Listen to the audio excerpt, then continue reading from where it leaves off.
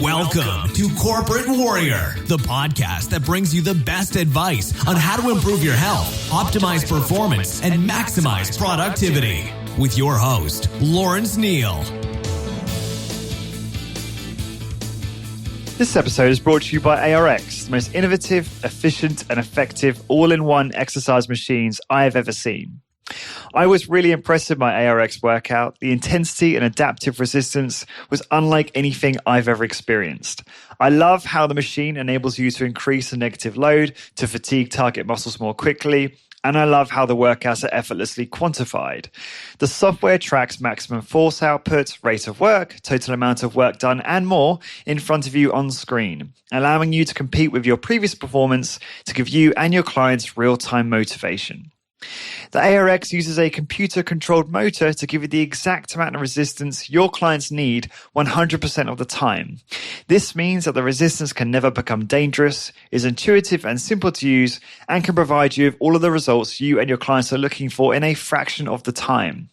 ARX is highly effective and efficient in delivering all of the benefits of exercise, including increased strength, muscle mass, cardiovascular conditioning, bone mineral density, and injury recovery. As well as being utilized by many high-intensity trainers to deliver highly effective and efficient workouts to their clients, ARX comes highly recommended by world-class trainers and brands, including Bulletproof, Tony Robbins, and Ben Greenfield Fitness.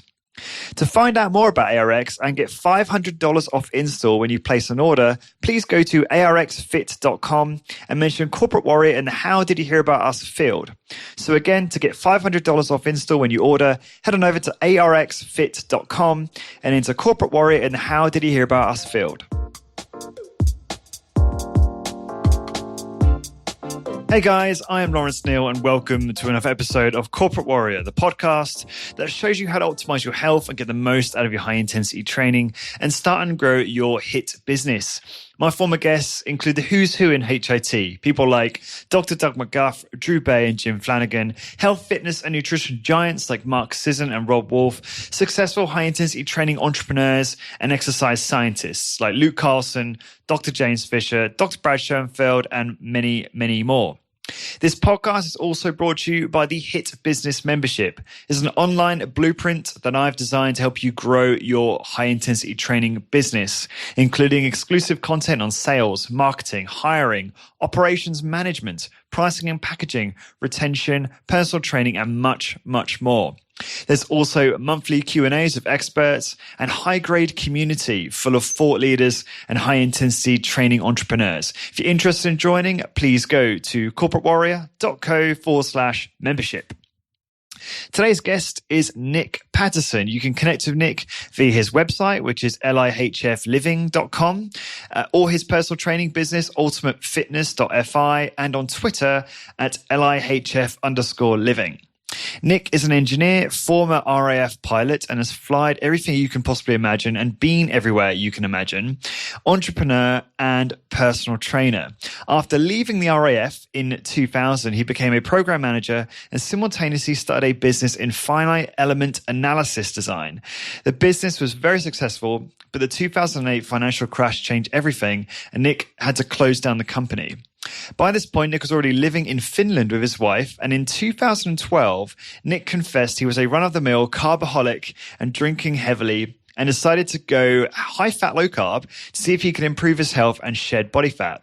Nick got great results and was able to break through plateaus by dialing in the diet further, such as cutting out dairy.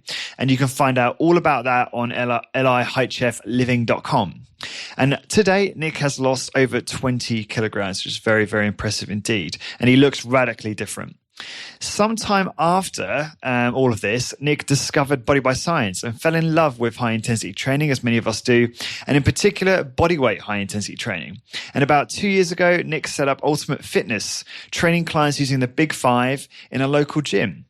I actually had to cut this bio down to keep it relatively succinct, but I really am scratching the surface. Nick is a fascinating individual, and I'm very, very excited to bring you this episode today. Ever since I started following Nick on Twitter some time ago, I've been so fascinated with him.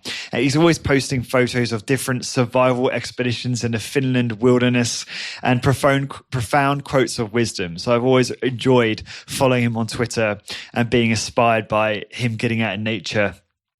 And in this episode, we dig into Nick's story. So I gave the bio just now, but we'll be digging into that a lot more. His business journey, how he experimented with his diet to turn his health around and optimize his results. And we discussed how he started his very low overhead, high intensity training business. So if you're interested in starting a HIIT business, but don't have the money to start with a facility of your own, Nick's got a great kind of model on how to get started with very, very low investment indeed. And so I think you're going to find this very helpful. And we talk about much, much more than that as well. If you like listening to really smart people who have a passion for living a full and healthy life, you're going to absolutely love this episode. Nick, I do apologize. I know we recorded this back in July 2018, so sorry it's taken so long. And also for the listeners, please bear that in mind, as obviously some of my views may be different compared to obviously some of the more recent episodes, some of which I did actually record after Nick's episode, but that's a whole long story. And without further ado, I give you Nick Paterson.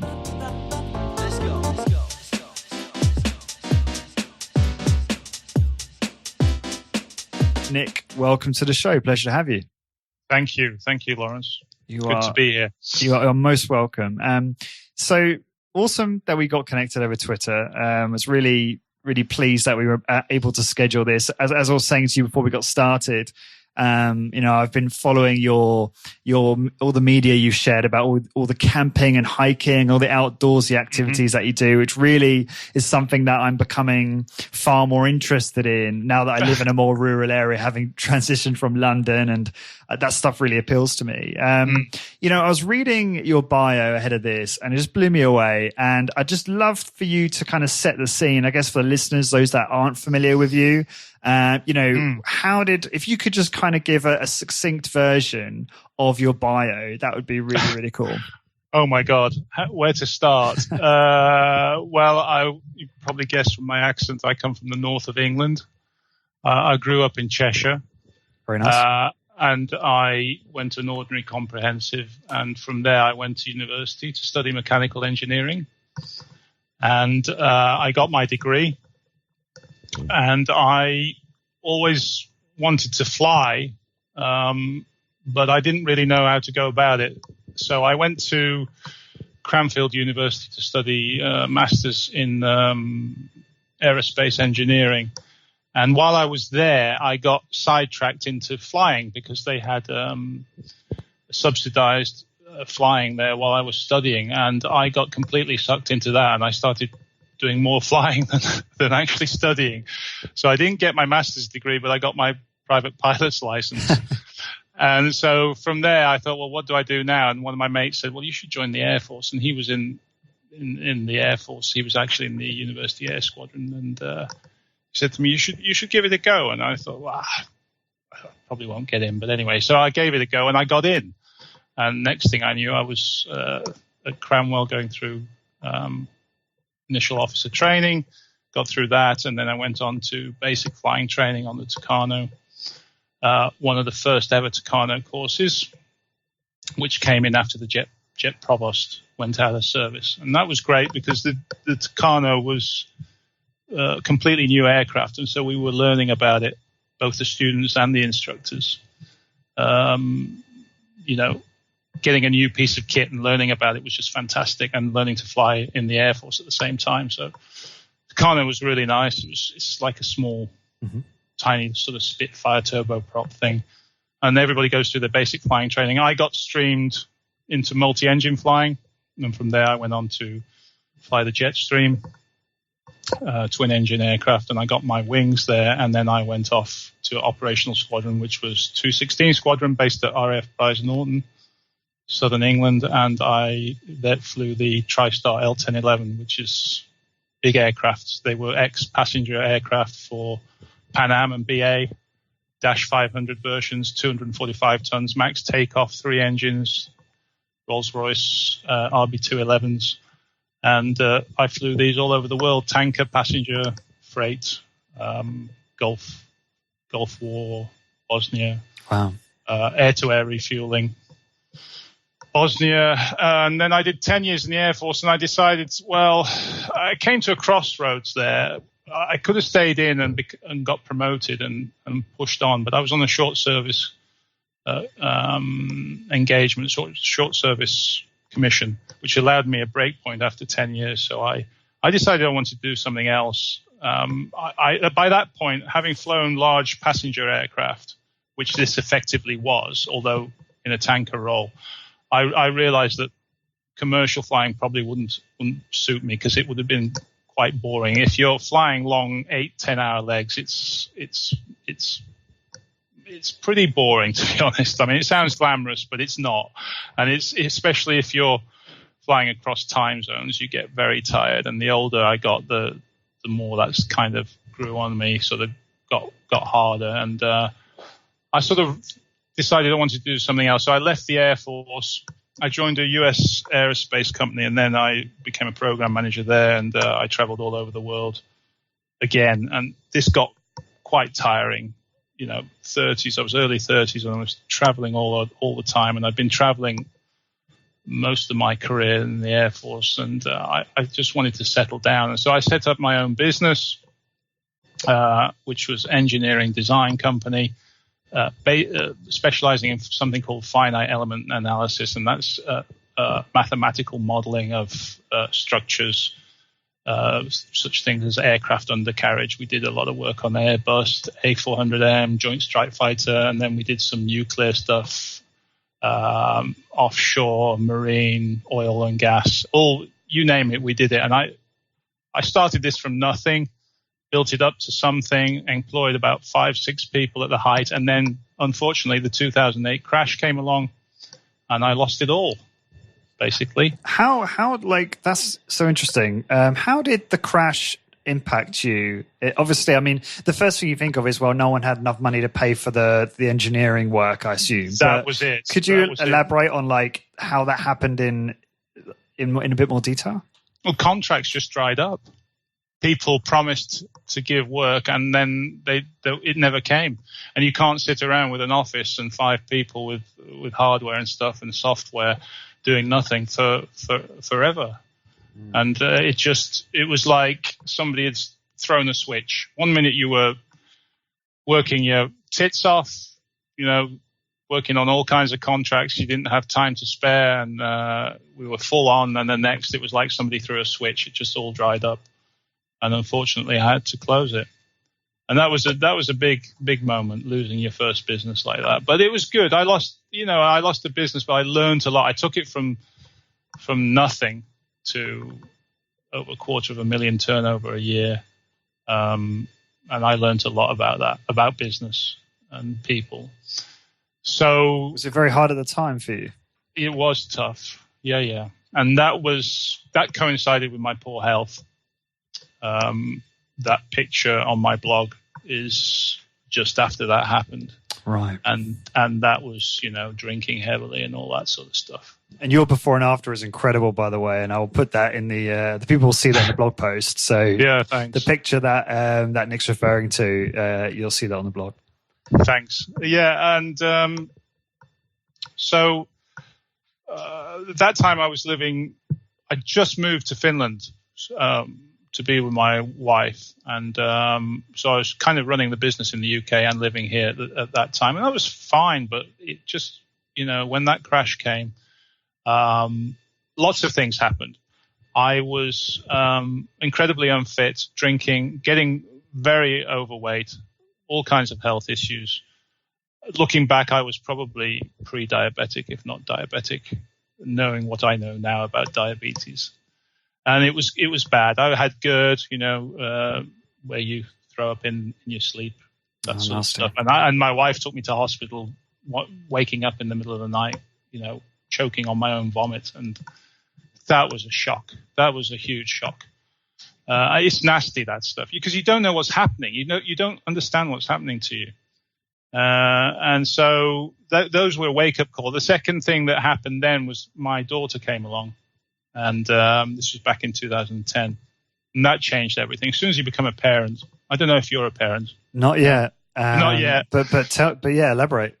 Well, when that happens, of course, every parent knows that changes you completely. So that gave me a focus. And I said to my wife's career was sort of taking off at that point. And I said, look, hey, I'll become a house husband. You concentrate on your career. Okay. What does she do? She's in HR. She's an HR manager for a big international company, and she's done really well. She's actually on the board of two companies right now. And so I said, look, 2 into 1 doesn't go. Somebody's got to look after the kid. I'll do that. I'm quite happy to stay at home now because I've had so much stress with the business and everything that I'll stay at home and you go off and pursue a career. So that's what we do. Curious, because quick story about myself. As I was saying before we started, Nick, I used to have a career in IT in London, which was very well paid. And as with any startup, you often take a hit in the beginning, especially if you're bootstrapped, right? Mm-hmm. And for someone who is used to earning well, it can hit your ego a little bit. My girlfriend is basically the breadwinner right now, and we often joke about that, and she doesn't care. But my own ego sometimes gets in the way. I'm just curious, did you ever have any ego yourself, having run your own business and then have that obviously fold and then be a house husband? Did that affect your ego in any way? Yes, absolutely. I mean, I was very much in the driving seat. I was earning the big bucks and, making the big contracts and stuff. And I was always away. I've had that from when I joined the Air Force right through to that point. I've been kind of at the sharp end of things. I was in the Air Force pilot and then program manager for a US aerospace company, representing that company, signing contracts, blah, blah, blah. Own company, big contracts, fronting that, running it, hiring and all that. And then suddenly it stops. And yeah, that's a big slap in the face. The mitigating thing for me was the arrival of my daughter. That gave me a focus.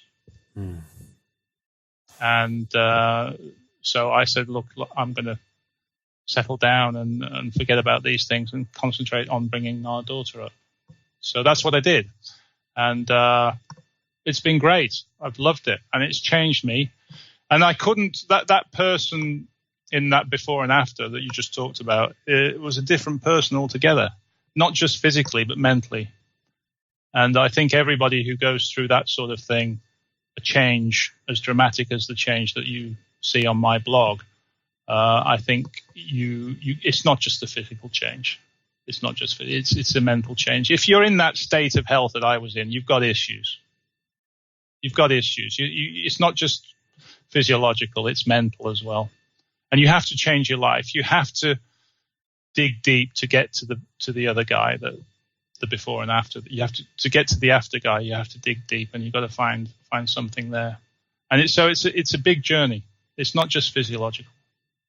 Yeah, it's just really interesting hearing you say this, because it's from an outsider looking in, as someone who's obviously researched you ahead of this interview. I get the feeling, based on what you've said, that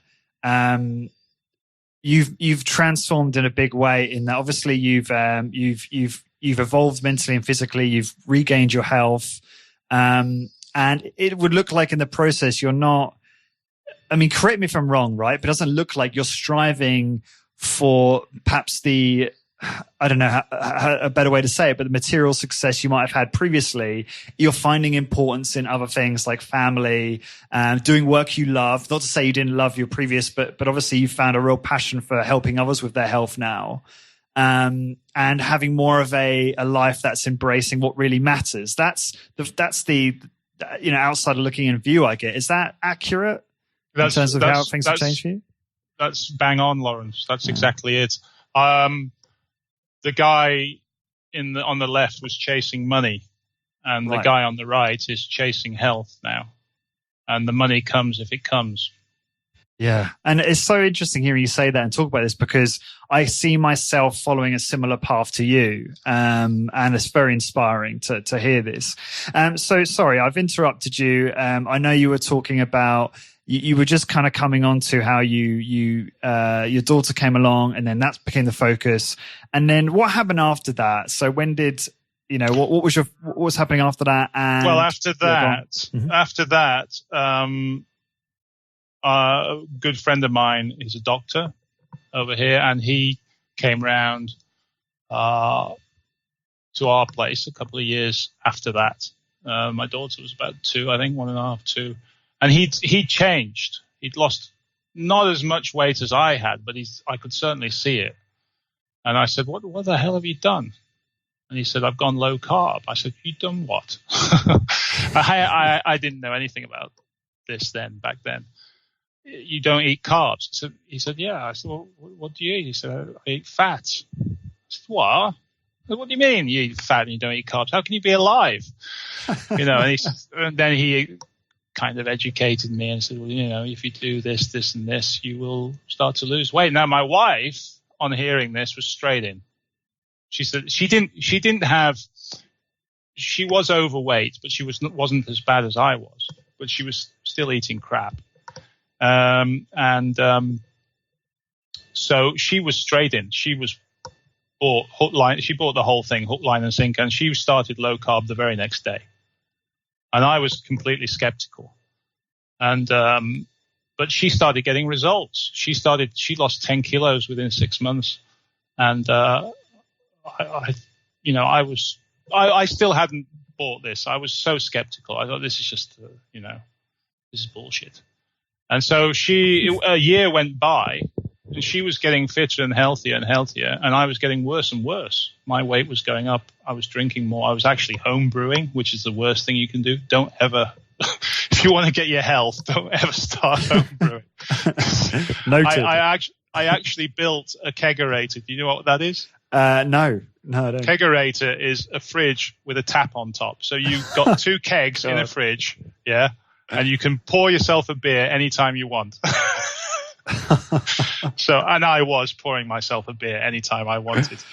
Not only one beer, but several beers. So it just got worse. Yeah. It just got worse. And eventually I had to do something. And in 2012, I jumped in and I read the books, and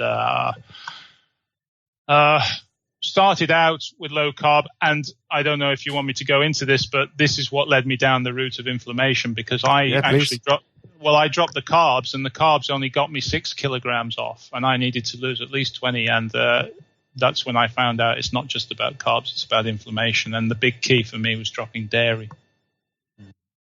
So just a quick question on this is, obviously you've still got a big debate when it comes to fat loss with regard to CISO, calories in, calories out, people that don't know what that means, which, it would seem that obviously that is true. I mean, it is ultimately calories out, calories in, but it's oversimplified and not really that useful.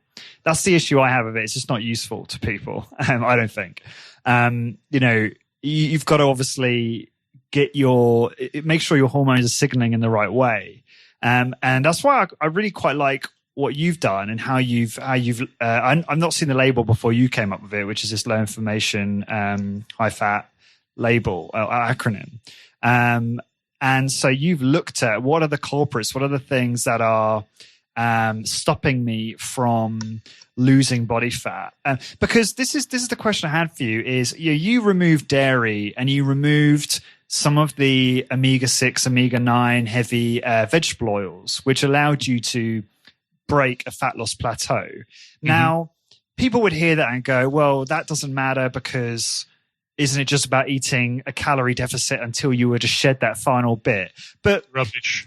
Well, this is the thing. As someone who's done this and obviously looked into this and done it for others, is the mechanisms of this so that when you do, let's say, remove or omit dairy or vegetable oils, that it's still calories in, calories out. However, you're permitting the calories out being expended from fat, instead of perhaps before fat was being preserved, and instead your metabolism was go up. So it's just, is that accurate? I'm just getting that logically makes sense to me. Yeah, and you're changing what you're eating.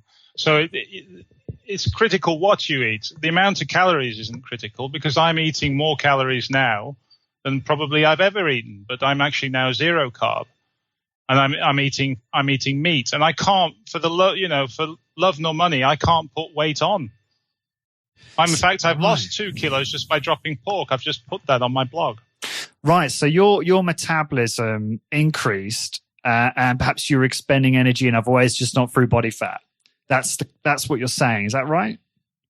When you were from the previous habits.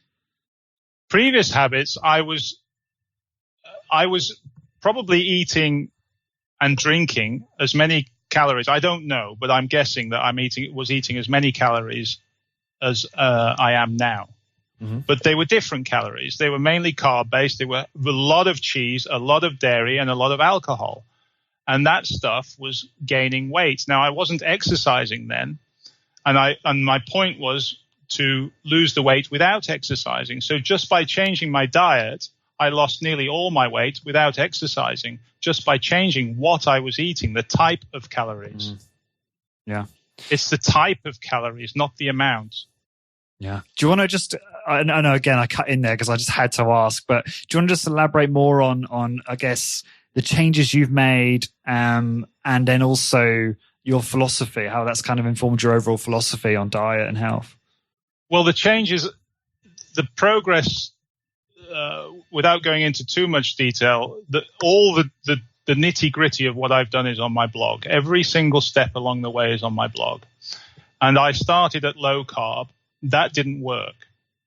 Okay? It got me some weight loss, and then I had to drop dairy. This is my argument with the low carb people. It's not about carbs, just carbs. It's about inflammation, because inflammation, I believe, blocks ketosis. If you eat anything that blocks ketosis, you're not going to lose weight. You could exercise hard and try and lose it that way, but you won't be able to sustain that exercise if you're still eating crap, because you have to exercise so hard that it becomes unsustainable in the long run. And the older you get, the worse it gets. So it's best to go to a low inflammation diet where you have zero or close to zero chronic inflammation, and then exercise. Then you get the full benefit.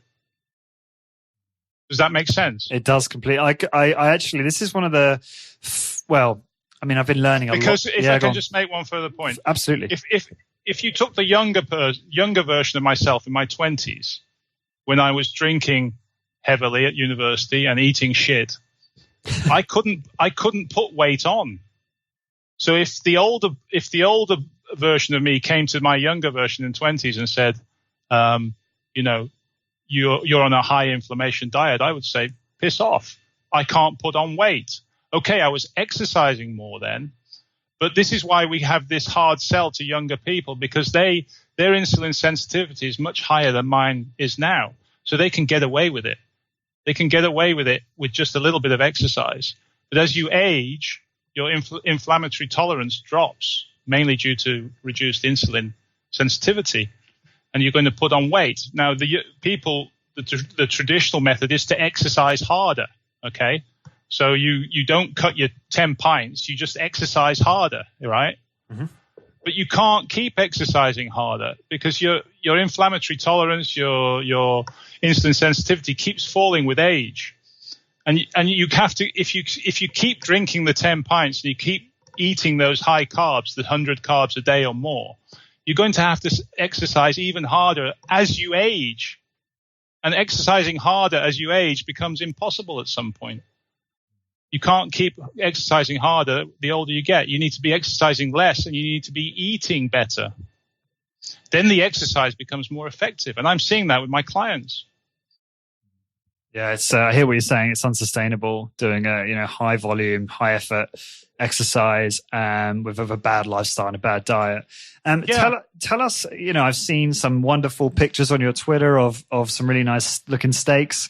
But tell us about what does your diet look like now? Well, I've just yesterday posted a blog post about pork, and the fact that was causing me inflammation. I won't necessarily talk about that because people can read it for themselves, but I'm now meat and water. I've been on that diet since February of last year. Oh, wow. And that includes eggs, salmon. We get good salmon here in this part of the world. Yeah. So I have a lot of salmon. I was eating a lot of pork and bacon, but I've dropped that because it's inflammatory, turns out. So now I'm eating a lot of good beef. I found a very good butcher's down the road that's just opened. So I got high quality beef and a lot of lamb as well, which has very good fats. Delicious. And the difference between the pork and the beef, the ruminant and the non-ruminant meat, is that I can eat as much beef, lamb as I want, even salmon, and not feel sick, not feel like it's getting too much. But with pork, I do. I did an experiment where I ate just pork and bacon for 2 weeks. You might call me mad, but that's what the kind of thing I do. I like experimenting on myself. And so I did that, and I felt awful at the end of 2 weeks. I couldn't get it down. And this is all consistent with high omega-6 intake.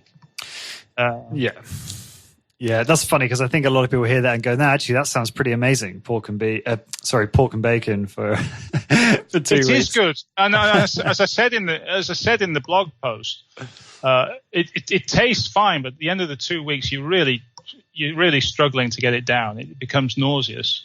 Not so much the bacon, but the pulling pork, because it is incredibly high in fat. That's right. And so that had to go, and I lost 2 kilos in weight just by doing that. Just training, everything remained the same, just by getting rid of the pork. So I'm now at 88 kilos. I was at 110 at the start of this journey back in 2010. I'm at 88 now. I can't remember the last time I was at 88. I must have been 17, 18. It's lighter than when I started university.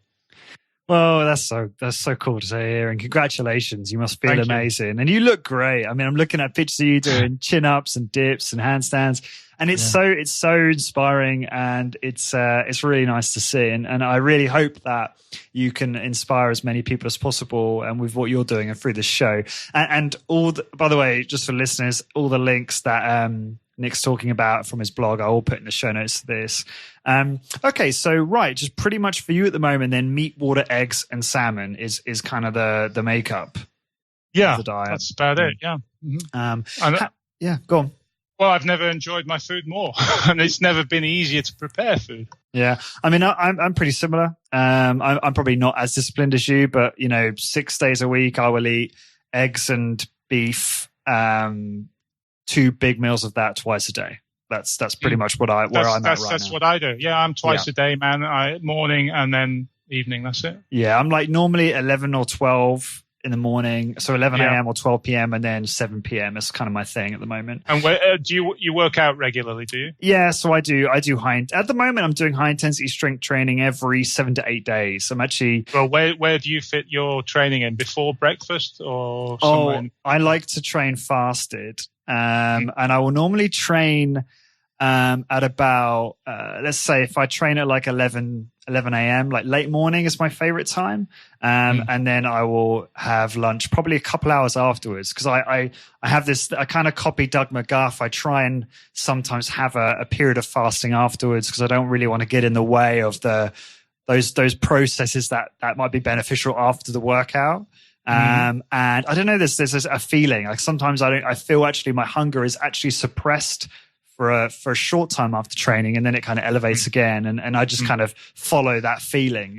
It's very subjective, but that's kind of my routine. And just for the record, I do all mine first thing in the morning. I spread my big 5, if you like. It's all body weight with me, not my clients. With me, it's body weight. I do that at home. I get up, have a cup of coffee, and I do my training, and then I have breakfast. And I can go, if I do my training about 6 o'clock in the morning, usually, and sometimes I can go to 9, 10 without the need to eat, and then I'll have breakfast. And then, depends. If I've got clients, I will usually do morning clients, and sometimes I'll come home at lunchtime, and I won't even eat until then. So I've trained myself. 2 or 3 clients and come home and I eat then. And then I find I don't even need to have an evening meal sometimes. Right. Okay. Wow. Because I'm eating late. Yeah. And how often are you training? Is it every morning or? Every morning I do 2 minutes. I do my own. This is on the blog. I do 2 minutes, high intensity body weight training. It's based on the big 5.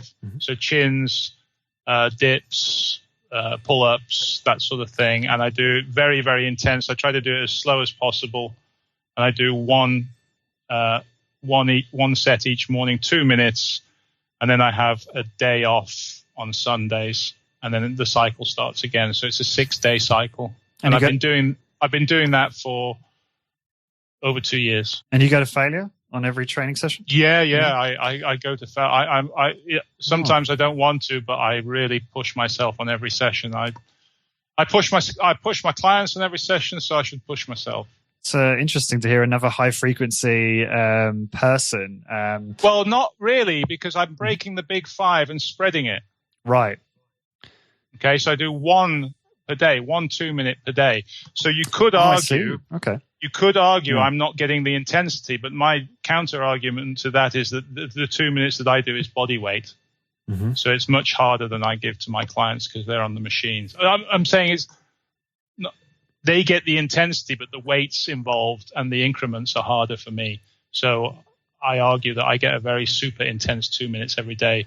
Got it. But, I could do all my exercises in 1 day per week if I wanted to, but I don't know. I just like this. No, I hear you. Is it so in 2 minutes? Is it how many exercises will you fit in that? 1 or 2? Just the one. Just the one. Okay. So if it's pull-ups, I'll do pull-ups, but very slowly.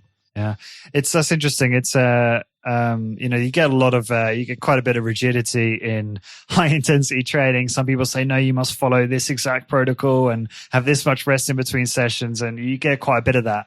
And it only really occurred to me that this kind of value of just preference. I was speaking to Ted Naiman recently, and I was trying to get into like, Ted, why do you train every day when you doesn't probably get you better results? You could probably train less frequently, because he actually does full body every day. So his is really quite full body every day. Right. Yeah. Oh my God. That's tough. Yeah. And it's single set. I would class that as overtraining. Well, this is the interesting thing. So Ted does a full body workout. So it's body weight. So chin ups, push ups, single legged squats, stuff like that.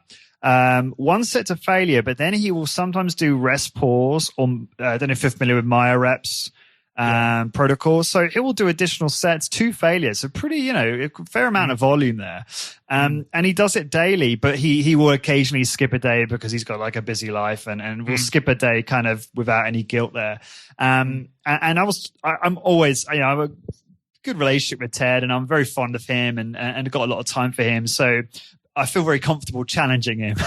So I said, Ted, like, come on, you got to be overtraining, but he's made gains doing that. He's probably reached his genetic potential. The guy looks fantastic. You can't deny that. Yeah, but how over the long term is that sustainable? That's actually a very good question. And yeah, that's actually, I've not thought about that. Maybe long term, maybe that might not work. How old is he? I believe he's in his I hope I get this right. I think mid-40s. Okay, let's see when he's my age, nearly mid-50s, whether he's still doing that. Right, yeah. Very good question. And Ted, I'm sure, will listen to this, because he does listen to the show. So Ted, if you're listening to this, love to hear your thoughts on that. Because yeah, it is a large amount of volume and high amount of intensity. So, well, at least large enough in comparison to most high intensity training workouts. So yeah, time will tell, I suppose. Okay, so going back to, I guess, what you were saying about how you figured out what was causing you to plateau with weight loss. This is really interesting to me. I know you've blogged about this, but obviously I haven't read that blog, and shame on me. I should probably have read it. But how do you work out, how do you isolate variables and work out what is actually causing you inflammation and stopping you from losing weight? You have to write everything down that you do and put in your mouth, everything. Right. And you have to break it down into very simple stuff. I actually went down to eating whey and curds to see if there was an effect on my weight plateau. And just you have to be extremely methodical. One little drop of milk, one little bit of cheese can make all the difference. You have to be analytical. You have to be brutal. You have to be honest with yourself, and you have to write it down. And there's no shortcuts. And you have to give it time. You must give it time. You can't say, 1 week, see what happens. But it was pretty clear on the dairy for me that once that went, there was no stopping the weight. It was like 1-2 kilos a week. It was obvious. Wow. I was jumping around the living room when I found out it's dairy. It's frigging dairy. Do you not miss cheese? No. I miss a steak. And I suppose you don't miss it when you're getting great results, right? No. So, and that's happening with my clients. I've had dairy plateaus with my clients. They didn't believe me. I go through, like I said in the preamble and in my bio, I offer not just the strength training. We go through diet, and all of my clients, when they start with me, give me a 2-week food diary. We go through everything. And I found out with this one particular client, a male client, that he said he was on meat and water, but he wasn't. And I saw that this is the thing as a personal trainer, when you record everything and as meticulous as I do, you start to see things. And I saw that he was plateauing on strength, right? Mm-hmm. And he was plateauing on weight loss. And I knew there was more to come. And I said, what is it you're eating, mate? I need to know. Tell me. He says, I love cheese. I love cheese. And how much are you eating? Oh, about 1 kilo a week. I said, drop it. Drop the bloody cheese. He said, but I love my cream in my coffee. I said, it's got to go. It's got to go. You've got to try this. So he said, what dairy can I have? I said, nothing. We've got to get to the bottom of this. You've got to go cold turkey on dairy. And this is my point. People find it almost as hard, if not harder, to quit dairy than they do carbs. He was already 0 carb, but he plateaued on weight, and he was eating a lot of dairy. So I said to him, this has got to stop. So he stopped. Within a week, his weight loss continued. He sent me a message on WhatsApp. He said, Nick, you were bloody right about the dairy. And he hasn't looked back. His weight has come down. His performance has come back up. You'll see it in performance. You'll see it. You'll see it. If you're recording as meticulously as I am, I've got now 12 months data on my clients. If you're recording strength and you're recording waist and weight, which is what they check in every week with me and they send those figures to me, you'll see the trend. You'll see that something's amiss. And you can put your finger on it. Then you get them to write everything down, and you can see what the problem is. And because of my experience, because I was already on 0 carb, meat and water, no dairy, it was standing out to me like a red flag. Yeah. But, the problem is obviously, you can be meticulous with your own record keeping, right? But it's very difficult to do something with a really rigid scientific method. It's so hard to control every variable. Like, let's say one night you have an argument with your spouse, or you get stressed out over an event, or you don't get enough sleep, or you don't drink as much water. Okay, maybe that one you can actually measure quite closely. But, I find it quite, where I become slightly skeptical of this is, how do you account for all those things? So could you elaborate on, I guess answer that, but also elaborate on how you measure it? I mean, you mentioned you write it down, but can you just go into that a little bit more? This same client has a very, very stressful job, incredibly stressful. And he has been under stress for a very long time.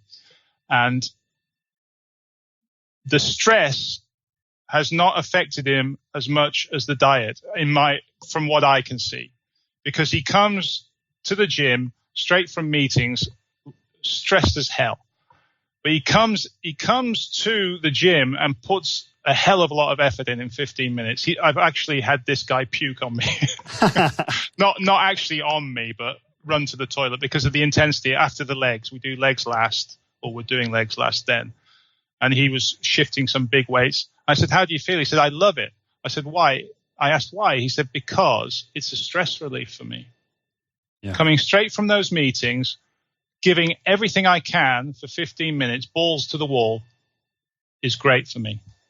And so the dairy was the bigger thing for him. His weight came down, his performance went up, and the stress, so far at least, doesn't seem to be affecting him. In fact, it's making this strength training is helping him cope with this situation.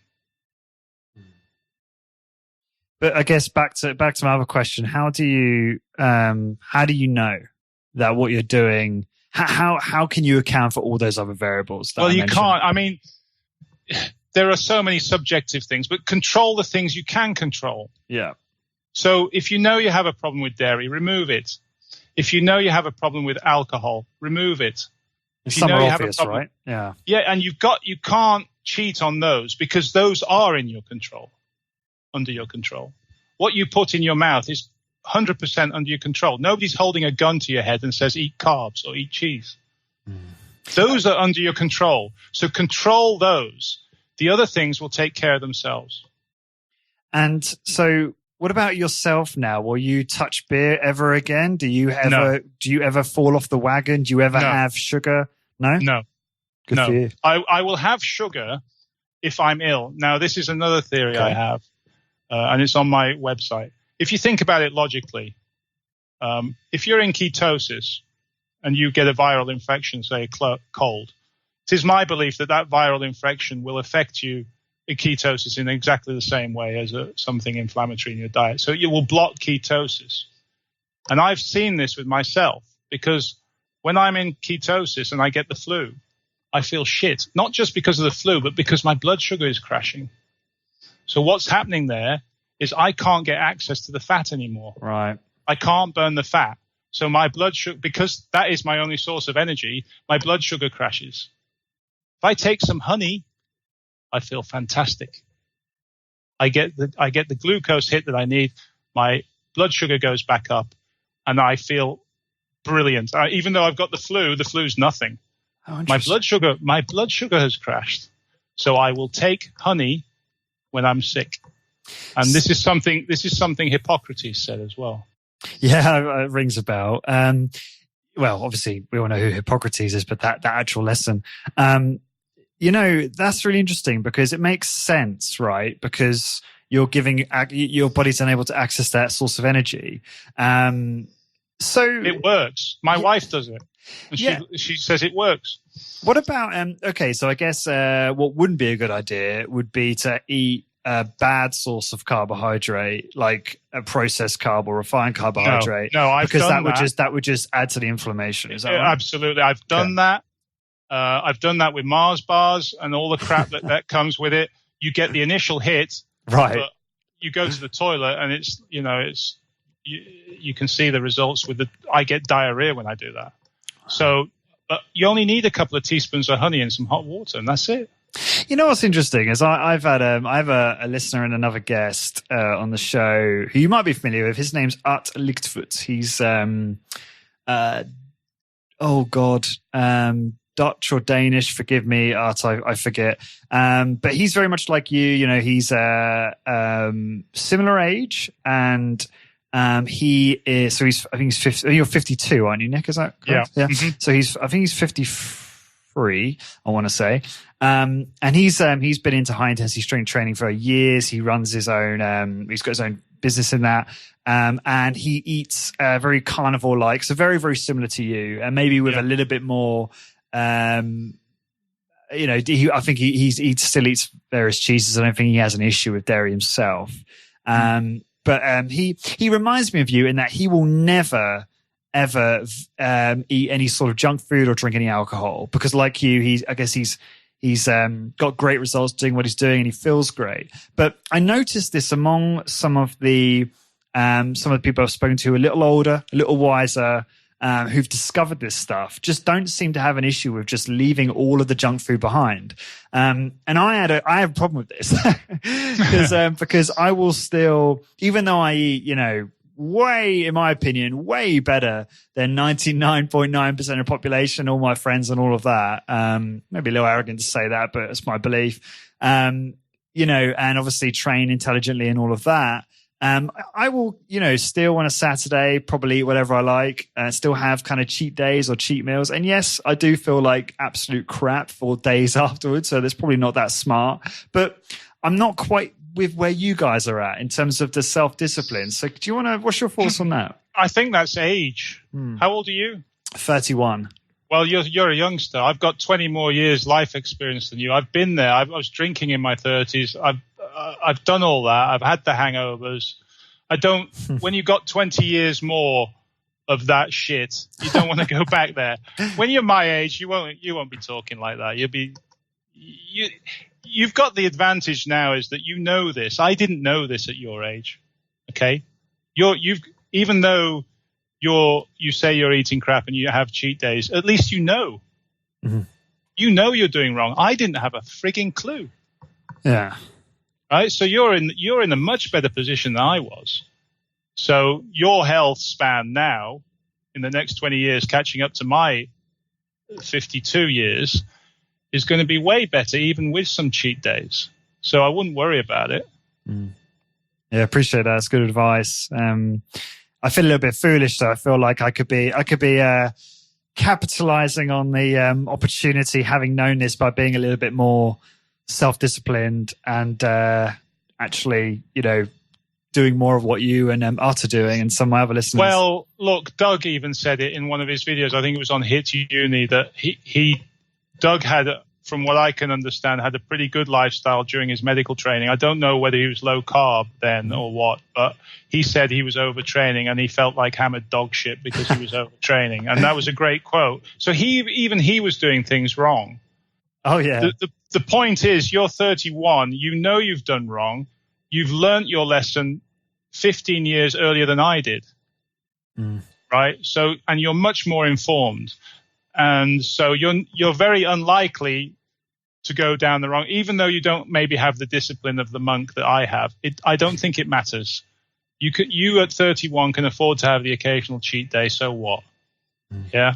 You know you're doing wrong. As I say, I'll say it again. At your age, I was just shoving all kinds of shit down my neck, and I was doing that for the next 15 years thereafter. And I paid a price for it. And I think that's why I don't know this background to this guy you just mentioned, but we've got 20 more years experience than you, and we've lived a bit more, and we've made more mistakes, and we don't need to repeat them. So I think the discipline comes easier the older you are, if you've got the right mindset. I remember interviewing Wendy, so I interviewed Doug's wife, to get a female perspective and all of this stuff. And she told me that because of Doug's, obviously he's an ER physician, so he has a very stressful career, and obviously he's running Ultimate Exercise and doing all the rest of it in terms of books and speaking and what have you. And she said he'd come home, and if he's really stressed out, he'll just he's terrible for it. He'll grab a chocolate bar. Well, that might be different now. I'm not saying he's still like that. Well, no, this is a good judging. thing. No, this is a great point, and I'll reiterate. I'll give you an example on that. I believe that lifestyle and stress drives your behavior, and your behavior, if you're under that sort of pressure and stress, will drive you to do bad things. 2 weeks ago, I had a hard week, and then Friday came along, and I was pretty tired. It was the first time in a long time I felt that way. A little bit of stress, not much, but tired. And that evening I thought, I could kill a beer. That was the first time in 3 years that thought occurred to me. Wow. And I thought, there it is, Nick. It's the stress, the tiredness. There is your example. It's driving you to do bad things. Go home, go to bed, rise up, get up early the following morning, it'll all be gone. And it was. But that's what's making people do the wrong things. Even Doug, he knows everything. His wife knows him well. And he comes home, he wants a beer. He's been under huge pressure. I get that. And that is a natural thing. It's natural for people to want to reach for the cookie jar. So your lifestyle is critical. The way you work, if you're under constant stress, you're at much more risk to go down the wrong road. So try and remove stress from your life if you can. This episode is brought to you by our sponsor, ARX. Are you looking to create a cutting-edge, high-intensity training facility? Are you confused on what equipment to use or how to separate yourself from the masses? Well, then ARX Fit might be the answer you're looking for. I asked Mike Polano from ARX a few questions about how ARX machines are challenging the status quo of the exercise industry around the globe. Mike, if you could, give the listeners a quick summary of why ARX is so different from the traditional machines or tools they're used to seeing in most exercise facilities. ARX is totally different than anything you've seen before. This isn't just another weight stack machine. We've looked at the last 40 years of exercise technology and used that knowledge to create something entirely new. ARX uses a new form of resistance, a motor, And we pair that motor with computer software so that we can maximize the safety, effectiveness, and efficiency of your workouts. So you may be asking, okay, but how does ARX compare to weights? Traditional machines you see in gyms today are based on lifting metal weights and battling gravity. What people don't realize is that when you're forced to lift a static weight like this, one that doesn't adapt or change while you use it, you're underloading yourself rep after rep. And this unnecessarily limits your ability to make improvements. With ARX, we've taken a totally different approach. We removed weights and gravity from the equation altogether. Instead, ARX combines our patented motorized resistance with our custom computer software to provide you with the world's safest, most effective, and most quantified form of resistance training ever. When you train with ARX, you are training to your perfect level of resistance, both positively and negatively 100% of the time. No more guessing what weight to use. ARX does all of that for you, instantly and automatically. We'll also track and measure every second of every rep, so you can quantify all of your workouts to find out if you're improving and by exactly how much. Whether your goals are bigger muscles, increased strength, stronger bones, or just to look good in a bathing suit, ARX can help you achieve all of these and more, but do so in a fraction of the time it would take compared to traditional equipment. If you're looking for the most efficient, most effective, and most quantified piece of exercise equipment on the market today, then look no further than ARX. Thanks, Mike. That all sounds really impressive.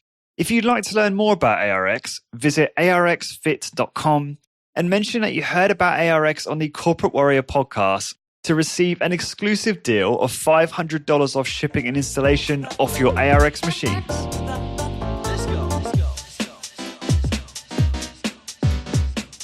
So interesting, because obviously stress is bad in of itself, and that it can kind of trigger some of those, trigger adrenaline and cortisol and have a negative impact on health itself, but then also it can be a catalyst for all these negative behaviors, right? Absolutely. So I do think there's really something to be said. I mean, I know a lot of us don't make time for things like meditation or learning how to manage stress better, but it just reminds me, and I reread Body by Science recently, and I remember reading a bit about this, and it just reminded me that maybe we really should be recognizing when we get stressed out over stuff that's really quite trivial and get better at it, right? I'm striving. I mean, I'm so not perfect at this. I still, my girlfriend will tell you, I complain and get stressed out about really like trivial things sometimes. But I'm aware of it, and I'm trying to cultivate that ability. Get off social media, get off your smartphone, and get out into the woods like I do. Good advice. Yeah. And we're going to come on to that in a second. But I'm conscious of time, Nick. And I want to learn a little bit more about what you're doing in terms of your business as well at the moment. And I want to start this bit off talking about pricing. I have, as you know, on email, I have a member of my membership who is looking at increasing their prices. It's a very obvious action for them to take because they are very underpriced, and they have tons of customers. And it's sometimes a lot easier to make more money from your existing customer base than it is to acquire new customers, right? So do you want to talk about your view on, I know you went through that process yourself. Yes. Talk about, perhaps firstly, preface this with, just talk about your own business, and then we can go into your thoughts on that. Right. Okay. I started a year ago, and it's still very small, and I'm still building my client base. So my premise was never to start with a gym. Okay. Because a gym is an overhead. And if I'd started and opened a gym and invested in all those MedX machines and Nautilus and whatever, I'd have spent thousands, and I would still not be covering my costs.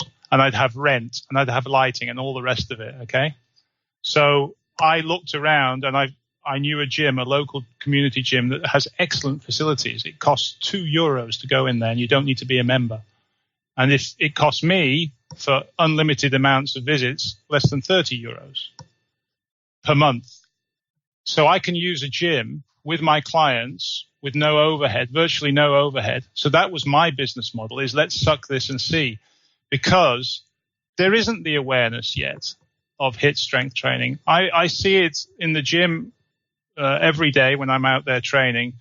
People are staring at me. And this is a good thing about doing it in the public gym, is that I'm the only one with a bloody stopwatch, right? And I'm putting them through 50 minutes, I'm putting them 2 minutes, and everybody's staring at me. So that's a good thing because and people are asking for my business card now. That's great. Right? So they're coming up to me, seeing my clients roll off the leg press machine, throwing up and saying, "Oh, can I have your business card?" Strange. No, but they love it because it's different. It stands out.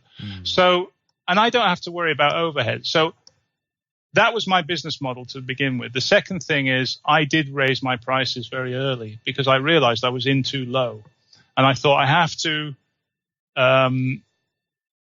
tackle this now rather than let it run. So I tackled it early, expecting to lose clients. I raised my prices, expecting to lose clients. And to my surprise, I didn't lose any. So now I've got a very comfortable price that I'm happy with. It motivates me to go to work. The clients are happy paying it. And we both meet in the middle. Now, that price, I give my clients an incentive, a bit like Doug does as well. I actually got this idea from his website that if you buy a package of 20 or more, I'll give you a reduction. And nearly all my clients have now, after a year, bought packages. So that gives me further confidence that I'm doing the right thing because they're buying ahead. They're buying 6, 12 months ahead. And I still don't have the overhead of a gym. So as I was saying to you in the preamble, when I get to the point where I think I can open a gym, I might not even do that. I'm getting great results on the David C series that I use. Okay, they're not MedX, they're not Nautilus, but I'm getting the weight loss. The client stories are on my blog for everybody to see, especially client A, the woman who's lost over 22 kilos and is producing phenomenal. She couldn't do a single handstand a few weeks ago. Now she's doing 14. Wow. Yeah. And so my cost is fixed and known. And it doesn't matter whether I do 1 client or 100 clients, that cost stays the same. Okay, you could argue that that's the case for a gym as well, but you've got much greater overhead. And I don't have to worry about that gym. If clients, like I've taken a month off now, and I don't have to worry about paying rent. Yeah. That's a great business model you've created for yourself there. Well, it makes sense. And yeah. I know this because I've been a businessman, as I said. I know where overheads lie. I know where costs lie. I can now sit back and wait for the business to come to me. I don't have to compromise what I do to get clients. My price is fixed and known, and people can come and take it, but I'm happy with that price. It's almost like your previous business experience in 2008 was a blessing in disguise, wasn't it? For educating you this time around. Absolutely. I mean, They say, you won't be successful until you've had at least one failed business, and I've had that failed business. I've had several. And I learned. Well, there you go. You know the mistakes, and one of the biggest things for me, it stood out like a red light, was don't open a gym yet. Yeah. So. I'm having this constant internal debate with myself. Do I even bother to open a gym? And do I take on more clients at the sacrifice of the quality of the service? Because so many clients have said to me, I like it. The standard method I have is brief. The client arrives, we brief, 5-minute brief. We crack on, do the exercise, 15, 20 minutes. And then for the rest of the hour or even an hour and a half, sometimes we chat. And that they said that's so important. We talk about their biometrics. We talk about their diet. Everybody's different. Everybody has different medical conditions. I've talked to Doug about this 61-year-old female that I've had. He's been a great help, and she really appreciates that. Do you want to talk about that anecdote for a second? Because that was quite interesting. Yeah, this 61-year-old client that I have, she's my oldest client, and she's a breast cancer survivor, and she's also had a thyroidectomy. And I have to be careful what I say because these people want confidentiality. So this is the problem with this business is I have a lot of success stories I can't talk about. It's annoying, but so this woman was there was a lot of up and down in her performance. So one week she'd do well, the next it'd crash. And she was the standout of everybody else. Everybody was just going up and up and up, and there was no problems. And she was just all over the place. And I was scared that I would lose her because she would probably think that I'm no good. First, I thought it was me. Then I thought it was her not putting the effort in. Yeah. And then finally, I did some research of my own, and I found out if you had a thyroidectomy, you have to take thyroxine, and you have to get that dose right, because if you take too much or too little, they're both myopathic. You lose muscle. Right. Okay. So the light bulb, this light bulb moment went off, and I said to her, "Look, I've got physiology book. I do a lot of research." And I said, "Look, I think this is the problem." So I got in touch with Doug, and this is what's great about having Doug. Doug is a doctor, plus he's got 20 years of this experience. And he said, "You're right, Nick. You're absolutely right." Because she didn't know. She went to her endocrinologist, and he said, "Oh, I don't know. They're not interested in this." She said, my personal trainer thinks I've got a problem with my thyroxine. Can you imagine what the doctor said? Go away. So that wasn't very good. So I said, "Look, do you want me to talk to Doug?" And she said, "Yeah, please." I said, "Okay, I'll do my best." And God bless him, Doug wrote back and he said, "Nick, you're right. There's this thyroxine that will have an effect. Try doing this particular protocol on her." And of course, I hadn't got the experience then. What did you do? Cut down the training program, or we went down to the big three, right? Yeah, and we did very heavy one week and very light the next with a slow negative. Why would that help? Because he was saying she needs that shock to get used to the weight. She's a small woman. She only weighs 50 kilos. So she's tiny. And he said she needs that shock. So I did that. And I went back then to benchmarking, what I call benchmarking, just straightforward 10 seconds up, 10 seconds down on leg press. She went from 50 kilos to she's just done 140 on the leg press. That's excellent. She did 170 on slow negatives. You should have seen the gym staring at her. It was incredible. If I hadn't seen it with my own eyes, I wouldn't have believed it. 61-year-old woman with this health history, absolutely smashing it. I said, "You should have seen the gym staring at you." She said, "What do you mean?" I said, "The whole gym was staring at you because you got 170 kilos is 6 red plates, 625 plates. That's 150. Right? Plus 10 more each side. It's, I struggle to move that. That's so impressive. And it's just, this is why I'm so sold on this. And this is why she appreciates this service, because I went out and researched that for her. She had no idea. Now she goes back to her endocrinologist, and we did some more research. If you have a thyroid problem, you've got to get this dosage right, and you've got to match it. And the way to match it is to take blood tests every so often. She was only taking the blood test once a year. So her dose was out of kilt. What she was taking orally every day, thyroxine, was not matching what her blood test was showing. So she's now, not only is she stronger, but she's now getting a better match for her, better dose, more accurate dose. Because she was measuring only once a year. Now she's measuring every 4 to 8 weeks. So we're getting a better, she's dosing better with her thyroxine, and I think that's now also reflecting in her strength results. And she's amazing. It's just, she's so happy. Yeah, that's so cool. And you can tell how much that fulfills you. And this is the difference between you and obviously many of my guests versus the traditional health and fitness industry. It's like you're actually getting results. Like you're improving people's health, you're improving people's strength and appearance as a byproduct of all of that. And that's why people are sticking around. I know there are some exceptions to that, but you've had, as you said, you've not lost a single client. No. And that's because you're focused on results. And I'm focused on results, and I don't lie to people. Some of my clients have said, "Hey, Nick, you could get more clients if you didn't tell them about the diet." I said, "Well, would you have appreciated if I lied to you? You wouldn't have got these results." Yeah, exactly. So I'm not going to do it. I'm not going to water down the product to get more clients. I'm not interested in that. I want to keep 100% success rate, be that 1 client or 100 clients. Just going back to this pricing aspect we were talking about earlier, I just want to dig into that a little bit more, just to make it a little bit more useful for the listeners. Do you mind? So, what is it? What did you start charging, and what did you change it to? Well, they're on my.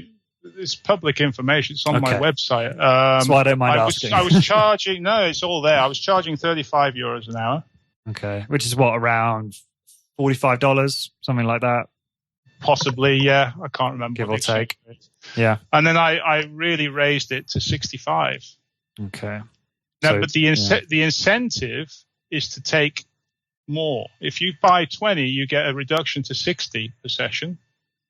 And if you buy 50, you get a reduction to 55. Yeah. So how did you, when you decided, okay, this isn't sustainable at this price point, let's increase it. How did you then communicate that to all of your clients? I just went, each session that I had with my client, I told them face to face. I didn't send an email out. I didn't send a faceless email. I told them face to face. I said, "I'm sorry." But the thing is, I tackled this early. I didn't let it fester. And I thought it's best to lose some clients now. Sure. And the faithful ones will stick with you. Then go on and keep losing money, because you won't enjoy it. If you're not making money and you don't feel you're getting paid your worth, you're not going to enjoy it. Yeah, you'll start resenting it. And it'll reflect in what you do with your clients, and you will start hating your job. Yeah, everyone loses, basically. Everybody loses, and you'll lose your clients and your business. You'll go out of business. So you were just sort of saying there exactly how the conversation went. I'd love to hear you say how you would deliver that, because I think that would just be really useful. I just said, "Excuse me, I'm sorry, I can't carry on like this. I've got to raise my prices." Okay. And I found out that actually, compared to personal trainers in Helsinki, I'm actually very cheap. Right. Still. That's obviously an important factor. What that price point becomes is And a lot of my clients have already had that experience with personal trainers. And some actually said to me, "Oh God, you were cheap anyway." Yeah, because also people see, as I'm sure you know, people see cheap pricing, and that some people get worried about that. They think that because obviously a lot of people see high prices and think that's synonymous with high value. Not necessarily. No. This business, right? I have to build a reputation. I started from nothing, and this business is word of mouth. So you have to start somewhere, and you have to get a good track record, and then it's word of mouth. That's how you get business. Yeah. It's not being on Facebook. It's not doing this. It's meeting people, pressing the flesh, and your clients. My clients get remarks all the time from people now. "Wow, what have you done? Wow, what have you done?" That's the best advertising you can get. For sure. I love that, pressing the flesh. I've not heard that expression before. Well, I go out and I meet people. I shake hands and I pass business cards. Yeah. And then I show them my before and after picture. And I myself, my physique, the way I look, is my part of my business card. Yeah. Yeah, that's really interesting to hear. So one word you said, which was quite important there, is people are remarking. And yes. I recently had Luke Carlson on the show, and he's a highly successful high intensity training facility CEO over in the States. And, he highlights something that a previous guest I'd had on the show called Doug Holland had said, which is that if your client isn't remarking about their workout for like 24 hours afterwards, then you've not done your job properly, because they should be remarking to others, and then that's how one way you generate more clients. Can I tell you another story? Please do, yeah. I printed some T-shirts with my logo on, just for me, right? So that I could wear it in the gym and advertise me and my company. Yeah. Within the first week, all my clients said, "I want to wear one. Can I buy one?" I wasn't expecting to sell any. They've all bought my bloody T-shirts. So they're now wearing my T-shirts around town, looking great. Now, does it get any better than that for advertising? That's it, isn't it? Yeah. Have you got your number stamped on the back or something? Not quite. But. Yeah, no, I actually really like your. I think I saw your T-shirt. Do you have a fleece as well, like a zip down? Oh, I can sell you one of those. Yeah, if you give me your size. Yeah. I know. I might be interested. No, for sure. I think it looks snazzy. That's how this business works. Yeah, it's a cool idea. So I'm thinking of this also for my own situation. As many of the listeners will know, I'm in the process of starting a facility in Galway.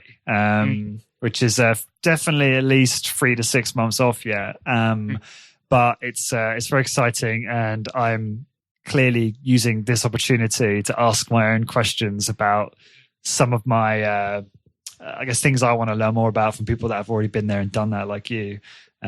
So yeah. I will also, even though I have a preferred gym, I will also go to other gyms if they've got a gym membership. Oh, I see. So I can travel. I will, within the Helsinki metropolitan area, I will go to some of these gyms, and I will use. Okay, they're not Medex machines, they're not Nautilus, but you can do a damn good job with just about anything. Do you know what? One thing I want to ask you is, you've mentioned before about how sometimes you have to wait, right? If you're in a busy gym where there are other people using machines, you might have to wait a few minutes for a machine to become available. This is something so at the moment I actually train my partner here in Galway, and we use a local gym, and she does basically I guess it's not quite the big five, but it's just similar.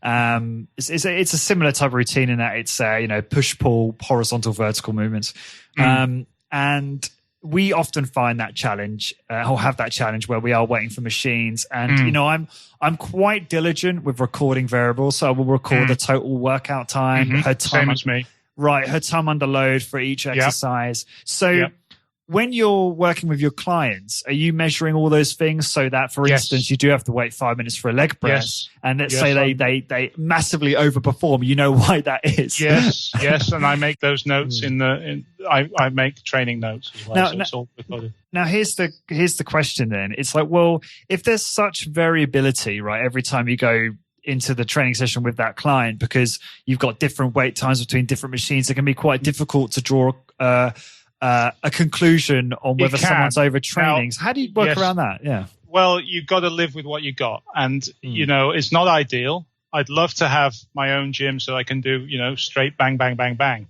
But I'm still getting the results. Yeah. The clients are still losing weight. They're still getting stronger. Okay, they could probably get even stronger under ideal conditions, but I'm still getting the results. So that's the answer to that one. Right, good. Yeah, that's interesting to hear. So what type of frequency do your clients follow usually? It depends. This is the other thing I've learned over a year. You need to start thinking about playing with frequency, especially between women and men, and especially between menopausal women and non-menopausal women. What I've learned with menopausal women and postmenopausal women is that they can take more. And they want more. So I've had a couple of plateaus with menopausal and postmenopausal women, and I've said, well, what's your recovery like? So I feel great after 3 days. I said, right, let's hit it on the 4th, and let's do this for 2 weeks and see what happens. Beautiful.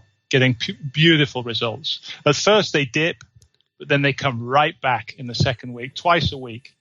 So there are many factors that I consider, and this is one that I've learned to play with now, is training interval. And I've only been doing this a year, but it's clear to me now that women, in particular, menopausal, postmenopausal, can take it and want it and get results. They like being pushed, and their body responds to being pushed hard. Do you find that you still get exceptions even in that category of women? So you still get into individual variability between... Of course, everybody's different, but they can take it. They're recovered after 3 days. I wouldn't do that for like 4 to 8 weeks.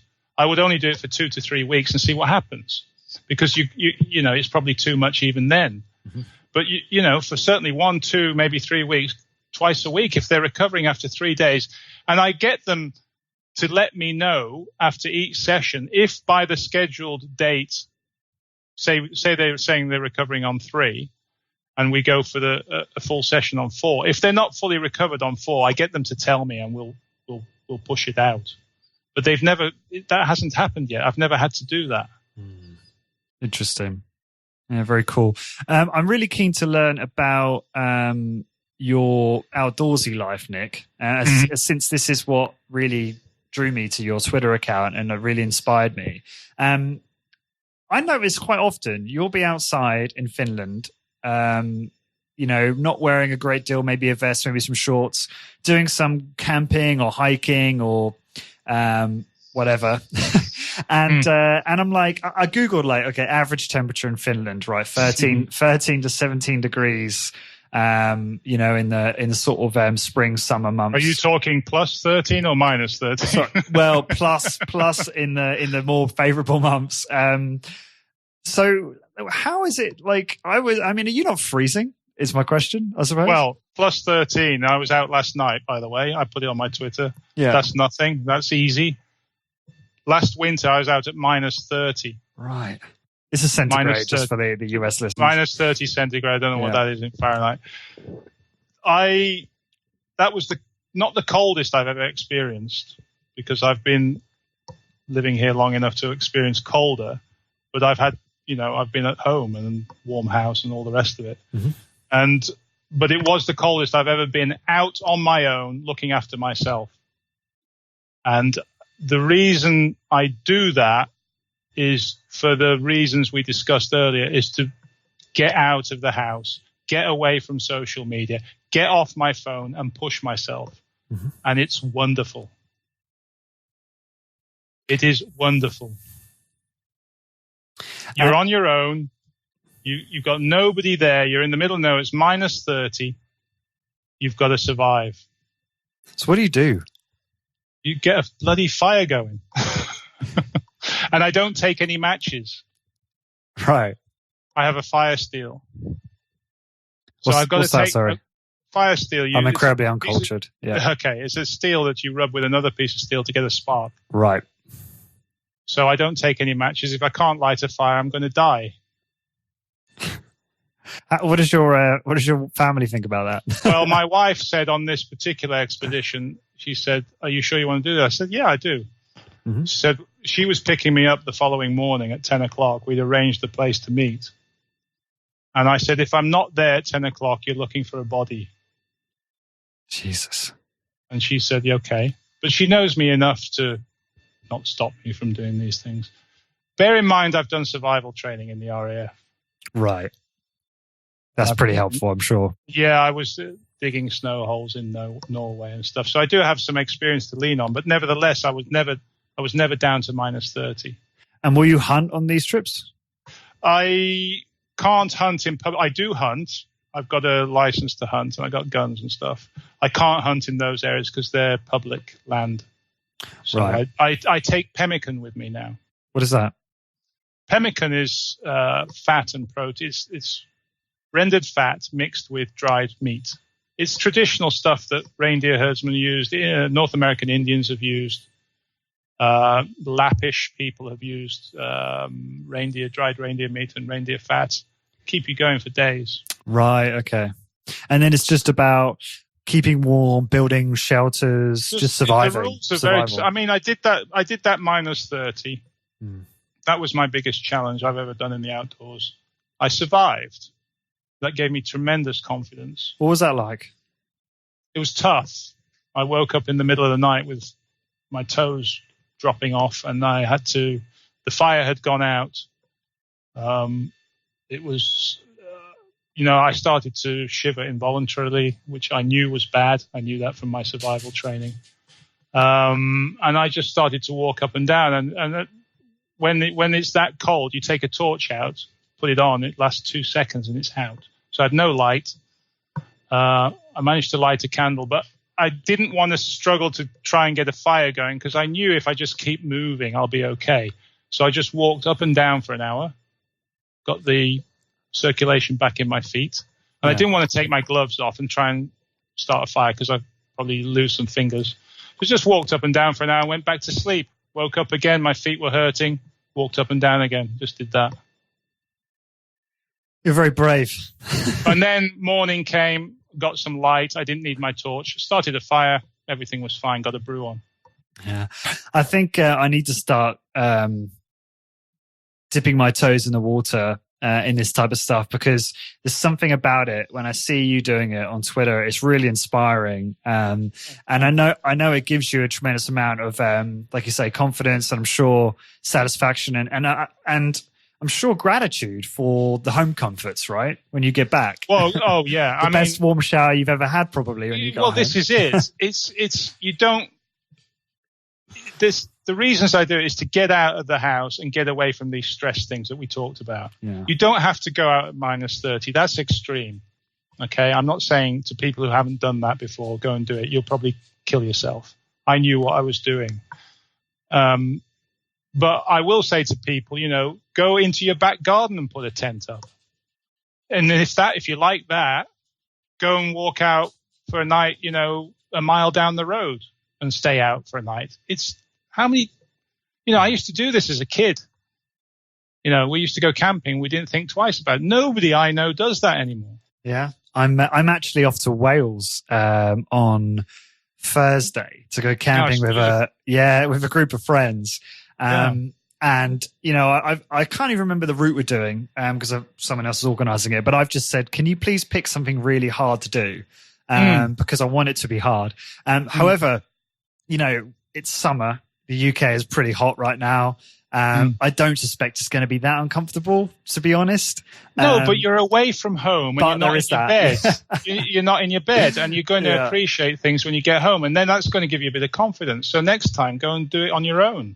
Go away. It's much better doing it on your own. Yeah, I haven't done that yet. That's definitely something I think I'll try doing. Because Ireland, obviously where I live now, it's got plenty of opportunities around here to do that. So yeah, I definitely will consider that in the future. But excited about this experience all the same. Helps that I'm seeing a bunch of friends I haven't seen in a long time as well. So that would be nice. And then just get out regularly. Get away. Turn the phone off. Get out. It's just, you don't have to go to extremes. Just do stuff, If you're fit and healthy like we are, go and do stuff. Push yourself a little bit mentally as well as physically. Yeah. Yeah. I mean, I completely agree. And I guess for me at the moment, basketball is one of those things for me. I often have this internal battle and discussion with people about the risk reward of basketball, because it's probably only a matter of time till I rupture my Achilles or something. Well, I've had clients who've injured themselves playing basketball, and I can't train with them. So I keep telling them, drop the basketball, but they don't want to. Yeah, and I can understand why. I'm incredibly passionate about the sport, and I'm I do what I can to minimize the risk and manage the amount I play and stuff like that. Steve Maxwell, who I had on the show a couple of times, just told me to get really good at 3-point shooting. He's like, just get really good at shooting. Yeah. I mean, that's nice. It's a skill, learn the skill like that. And, if that gives you pleasure, then why not? Yeah. The listeners probably get tired hearing me talking about this now, and probably just saying either make a decision. But Nick, this has been so much fun. I'm really pleased we got to dive into a lot of different topics. Going back to, I guess, the overarching theme of health, have you got any kind of last words of advice you want to impart on the listeners before we wrap up? Regarding what, training or losing weight or what? I guess I like this idea of reducing inflammation, which I guess is losing weight, but improving health in general. If you want to lose weight, remember it's nothing to do with exercise. It's everything to do with what you eat. And remember, it's not just about carbs. Anything is potentially inflammatory. And remember that things like carbs and dairy are addictive. And coffee is addictive. They all have addiction things. We think that alcohol is the only addictive thing around, and that's not true. Dairy and carbs are at least as addictive, if not coffee. And these can all affect you. So be honest with yourself. Be meticulous. Write down what you eat, and make a track record of what's happening. And eliminate things from your diet. On my blog, there's how to eliminate things from your diet. I would actually recommend people, instead of doing an elimination diet, start at meat and water and start an addition diet. Okay, because it's easier to start from there, and that's on my blog as well, by the way. It's easier to start with meat and water and add things in and see what happens, rather than taking something away and trying to decide what it is that's left that's affecting you. Do you see what I mean? I do. If you start with meat and water and everything's okay and you still want to eat your veg, throw in some veg. See what happens. Wait 2 weeks. If that's okay and you want to have a beer, throw in a beer. If that's okay, carry on, etc., etc. That's what I would say. Yeah, that's great advice, and I may experiment with that myself in terms of eliminating, because I still have dairy and dark chocolate, and just on coffee. Well, do you drink coffee? Yeah, but do you have any problems? Well, this is the thing. I definitely think that there are days where I feel less energetic. But I can't currently say what that's correlated with, because I'm not measuring variables and simplifying things. And to your point, if you simplify things right down, then you can pinpoint. Like, put it this way: if I eat a Mars bar or have a beer, it's very, very clear to me the impact, because it's such a far cry from meat and cheese and eggs and things like that, in my opinion. Whereas some things may have a far more subtle impact, but an impact nonetheless. That's would be my experience. So I think I may simplify things so that I can. Yeah, but if you're not gaining weight, and these things are happening to you every so often and not regularly, and you're still only 31, you've probably got nothing to worry about. Yeah, I hear what you're saying. Actually, like, I have managed to stay very lean, and probably since I've moved to Galway, certainly probably got into the best shape of my life. However, I will admit, like, lately I've had definitely energy swings. And I've been too reliant on caffeine. So I've gone from 1 cup to probably today, for instance, I've had 3 full cups of coffee. Now, to some people, that probably seems quite low, but to me, that's quite a lot. Coffee with me. Well, coffee, I like my coffee. Yeah. But here's the rub. The lower my inflammation becomes, like removing the pork that I just talked about, the more I'm seeing the effect of coffee. And to the extent that if I have more than my 2 cups in the morning and I have something after, I'm absolutely buzzing. And that effect has got worse, not better. I haven't got used to it. As my inflammation has come down, it's got worse. And I become much more sensitive to things. So now that I believe I'm in a very low inflammatory state, it's very easy for me to detect changes. 1 cup of coffee, 1 little something here or something there, I notice it instantly. It's more difficult for people who got a higher inflammatory state, who maybe haven't been doing this as long as I have, to then, sort out the signal from the noise. There's a lot of noise going on, and then you can't detect what it is exactly that's bothering you. I am now, because I've been on meat and water now for over a year and a half, I can, when there's a change comes along, something like drinking more coffee, it's very noticeable.